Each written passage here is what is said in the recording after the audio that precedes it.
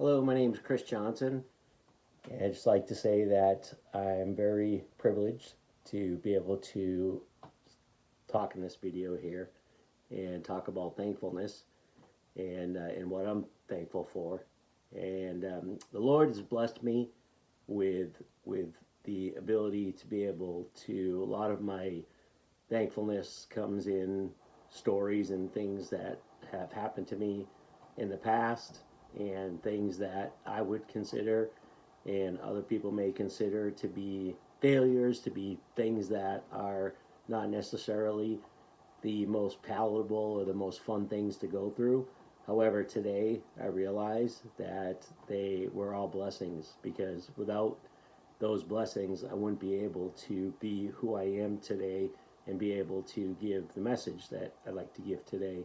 And the message is about thankfulness. And I'm going to go back to 2008, and actually I should have told you at the beginning. I'm a business and wealth coach, and I'm also a life coach and spiritual advisor. And so for me, I have, without the experiences that I've been able to experience, I wouldn't be able to help the people that I've been able to help, and I consider that a true blessing, and I'm so thankful every day for going through the things I've gone through in my life. But one particular story that I like to talk about is in 2008. In 2008, it was a tough time for a lot of people. I was heavily invested. I lived in Florida at the time, and I was heavily invested in real estate, and I also was starting a new business. And in kind of the not kind of it did happen where it was both my business and real estate collapsed at the same time, and it seemed like it happened overnight, but it happened over a few years, and I found myself completely without money, without any money. It was in September of 2008, and I had been going to a new church, and I met a pastor, Pastor Andrew, and Pastor Andrew we became friends pretty quickly, and he called me one day, and he asked me if I was home, and I said I was, and because the amount of money that I invested into the real estate and the amount of money that I invested into business was quite substantial, and it was my own money because the smart investors didn't want to invest during that time, and so. And so he called me. He came over to my house and he asked me if I could go outside with him to his car. And so he took me outside and he showed me open up his trunk, and there was a bunch of gifts in there. And so I said to him that I said, "Oh, would you like me to help hand these gifts out? What are they for?" And he looked at me and he said, "They're for you and your family." And I didn't know what to say. I was kind of in shock, and I said, "What do you mean?" And he said, "They're for you and your family," and because he knew that I not only did I spend all of the money that I had, I was in debt substantially. My house had gone into pre-foreclosure. My real estate, all my holdings have went into pre-foreclosure, and I owed a lot of money, and so my children at the time, two girls, were they were younger. They were both under the age of 10, and they were used to having things at Christmas, and I didn't know how I was going to get them anything for Christmas. And so my first thought was, I can't accept this. I said, no, I can't accept this. And he looked at me and he said, Chris, it's not about you. And I looked at him with a confused look in my face, and I said, what do you mean? And he said, Chris, he said, it's these people that are donating these gifts.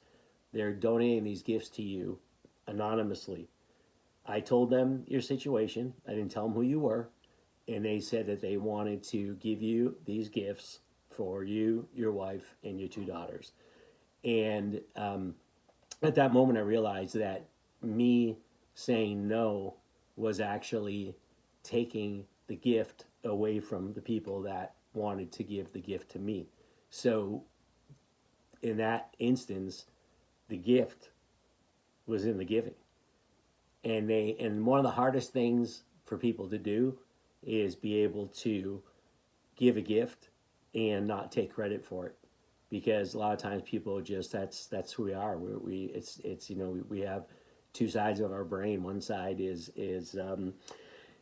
sometimes battling against the other side, and our ego takes over. But ego, an acronym for ego, is edging God out, and that's what I found by me saying no.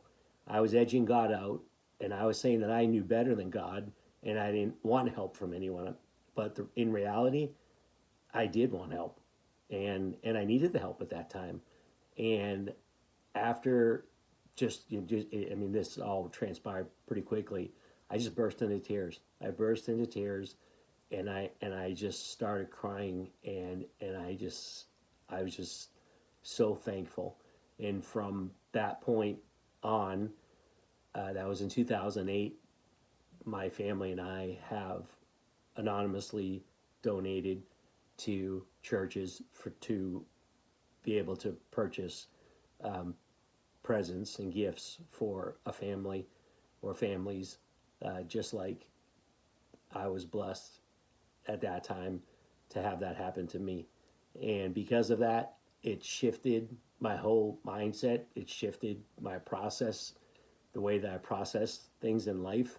It shifted my my whole outlook, and it was a miracle, because it was the change in my life that instead of taking, I decided that I wanted to give. And from that point on, that has been my destiny. My life purpose has been giving. And how I met Yvonne, which she asked me to do this, and it's probably way too long. I talk too much. But we were leaving a grocery store together, and we were kind of walking next to each other, never met each other, and then she kind of cut in front of me and took over to her car, and I said, "Oh," I said, "that's your car." I said, "You know that your back tire is almost flat," and she said, "Oh no," and she was distraught, and she didn't know what to do, and I said, "Well, there's a gas station," and it started raining. And I said, "There's a gas station right there across the street. Why don't you follow me over there, and I'll fill it up with air, your tire with air for you." And she was very thankful. And then we kind of I was joking around with her, but not really. We were talking about what I did. I said, "This is what I do," and she said, "What do you mean?" I said, "Good deeds."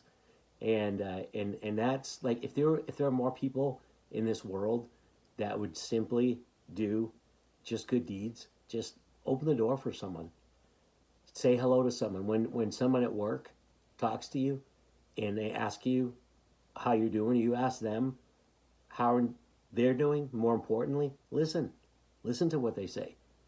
Look at their body language. Listen to the way that they respond, because you can tell a lot from somebody. Because our instantaneously, when people say, "Oh, how you doing?" "I'm fine."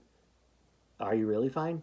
Most people aren't, especially right now during the COVID virus and things that are happening around the world, and economically and emotionally, and there's a lot of things going on. So when I believe that I met Yvonne through God, through that. It was nothing happens in God's world by accident, and we were supposed to meet, and I was supposed to talk right now, and again, probably way too long. This might not even be getting on to the. I'm really not sure how the whole concept works, but I'm thankful for Yvonne. I'm thankful for everyone that is going to listen to this. And one of the challenges that I would like to ask you all to do is tell someone you love them today.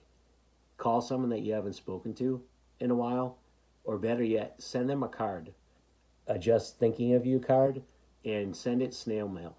Send it, actually, buy a 55, I think they're 55 cents now. Buy a 55-cent stamp, put it on there, handwrite it, and send it to them, and watch what will happen. watch what will happen. And when they call you to thank you, and if you really want to be daring, do something anonymously. Do something and don't let them know it was you. And again, take joy from that, because the ultimate success, I found, ultimate success is being able to do something for someone else and not take any credit for it, or just be thankful with your life, be grateful for the things that we have, period. We have our health, we have our family, we have our friends, we have a lot of things that are not necessarily revolved around money, but it's a wonderful thing. So thank you again, and I am thankful that I'm blessed and you're all blessed, because we all are united and we're all connected by the Supreme being Jesus Christ, our Lord. And there's only one emotion that is out there in my mind, and that's love. And I love you all. Thank you.